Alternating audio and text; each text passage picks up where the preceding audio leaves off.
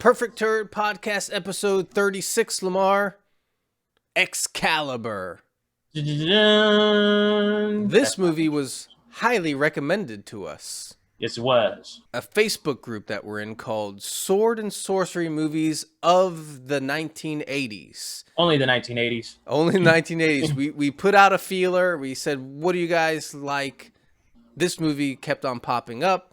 Excalibur 1981. So we're doing it. Just to break down, it's the old school story of King Arthur and Merlin. Basically, he gets the sword, breaks it out of the stone. A lot of crazy crap happens. Yeah. Let's see what's the crazy crap happens. A lot of incest, killing, and betrayal. Yep. And also cheating on your husband. So, yeah. The incest stuff took me by surprise. Yes, that was one of the things where I was like, oh, because it's like in the movie, it's just like, oh, it's a revenge thing, and it's like, oh, well, I'm gonna get revenge by making a incest baby that's gonna destroy the kingdom. Yep. Yeah. But yeah, it's a long movie too. What was it? Two hours and a half. So. Yeah, it's a longer one. One thing that I liked about the movie is the cast. Yes, let's run this down. We got to see a big cast of characters of very famous people before they were actually super famous. Well, let's just start off. Dame, as she's known, Helen Mirren. She plays the part of Morgana. Looking hot. We're going to talk about this because we always know her as old Helen Mirren, but she's looking good in this one. I've never seen a movie with her young before. I was like, not a bad looking woman in the 80s. She was, rocking it. Yeah. Next person, Gabriel Byrne, The Usual Suspects. Mm-hmm. That's one of my favorite movies of all time. He was in this movie. Yeah. Yep. Liam Neeson. And boom, Taken. I think this was his debut film role. Yep. Who else? Well, we have Nicole Williamson. We were talking about him a little while ago. He was the guy in Spawn. Yep. He plays Merlin in this movie, and he is great. Funny at times. He just had, like I was saying before, like the actor himself, he has a presence on screen that's just really cool. And like, I don't know, he's just really great. And I think he stole the show. He was more of a wild card than I thought he would be. I thought he was going to be like an old, because, of course, Star Wars is based off of these movies. I thought he was going to be more of an Obi-Wan character. Yeah. No, he was making jokes. He was being silly, all that kind of stuff. So he was really good. Yeah. Really, really good. We also get a quick glance at Patrick Stewart, Captain Picard. Quick role, but it was cool to see him in there, and I think that was an early film role for him too. Before Captain Picard and Dr. Xavier, so yes. Yeah. Now we usually review B movies. This movie was suggested to us by our friends from the Facebook group, so we were like, okay, we're going to see it. Then I started to realize this movie was made for $11 million in 1981. Coming into it, I was like, well, maybe this is not a B movie. And as I started watching it, I was like, maybe it is a B movie. It's a good movie. Yes. And there's good actors, but there are elements of the movie that don't age well. What are they? Lots of things. Just certain things. Now, I will say this, the set design is awesome. Yes. And it does have a certain visual look to it, an aesthetic. Very shiny armor. And some of the things that are true for B movies, like in a lot of B movies, they try to cram everything into the story.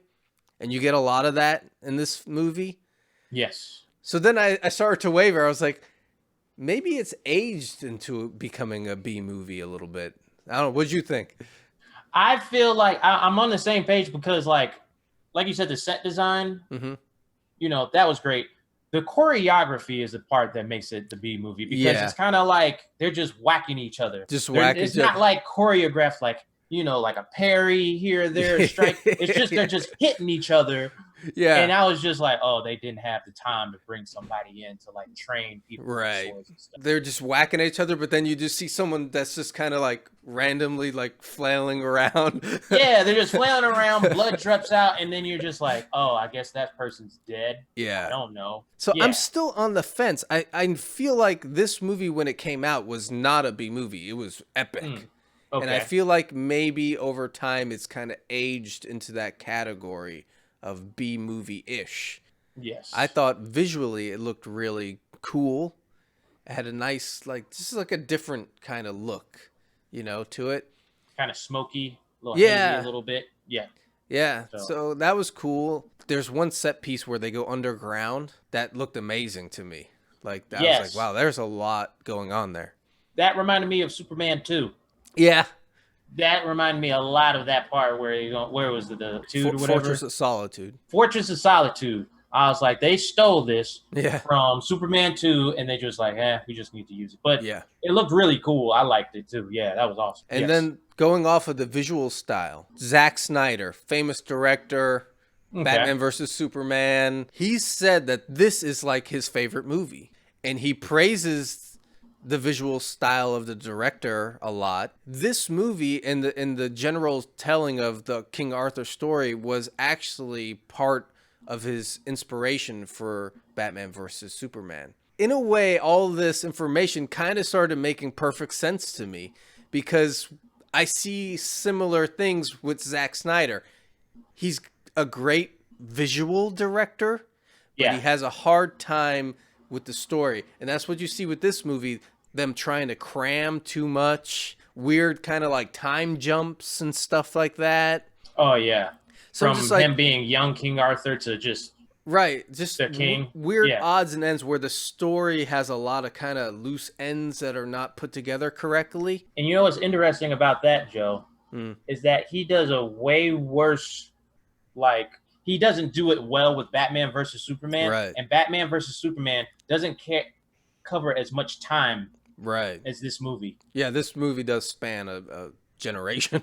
Yeah, it spans a generation, but I could follow it. Right. With Batman versus Superman, it's just like, this happens, this happens, this happens, this happens. Yeah. That's, that is interesting. I mean, it doesn't make Batman versus Superman better, but I can see with certain set design choices and directions and stuff like that. So overall, I mean, we touched on this before. There was a lot of plot point. Of course, this is from the source material of revenge and stuff. And out of that came a lot of incest, Lamar. Well, okay. So we first got to start off with, at the beginning, they're like, we're all warring and stuff like that. We need to get Excalibur. Luther gets the sword. And he's like, okay, I'm the king now. I have this mighty sword. They're celebrating. So the rival king is like, hey, come over. Wife, do a dance for everybody. Luther gets it in his mind, and this ruins history all the time. The male's quest for vagina that's not his. Basically, it's like, I got to have that woman. Merlin's like, what? Merlin, you got to help me get this woman. Okay, I'm going to disguise you as the king so you can go in there and have sex with this woman. And that's how you end up with Arthur, who becomes the king. Later on, he's separated from his sister all these years until he becomes the king, comes back. Well, later on, there's a plot point where she's just like, I'm going to use magic to the same magic to pretend like I'm Guinevere so I can have sex with my brother. Yeah.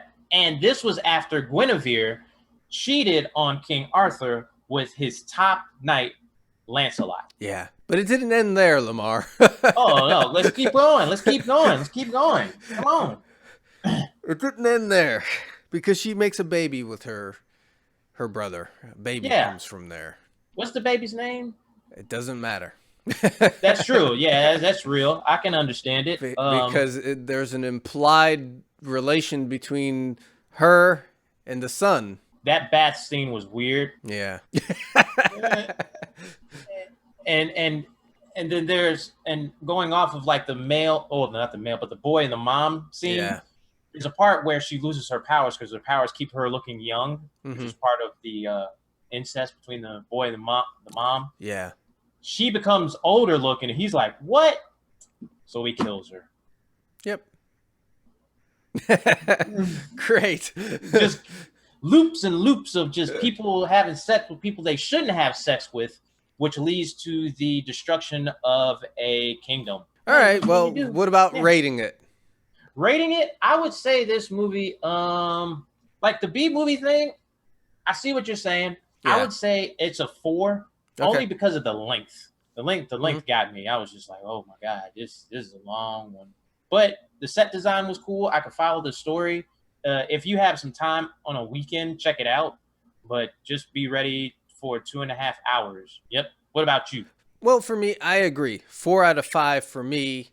You know, you have great source material. It's classic source material. You got a cool visual style. The story can get a little messy at times, but overall, this is actually like a really good movie. Yes. So, and I enjoyed it. And like you said, the length can be a little long, but you know, get over it. Yeah, exactly. Yeah, it's a decent movie. Go check it out. I liked it. Excalibur, 4 out of 5 for me, 4 out of 5 for you. Oh yeah, and thanks for our friends at Sword and Sorcery Movies of the 1980s Facebook group for recommending us this movie. Go join that group because it's actually a really cool group and you'll learn about some movies you never heard about before.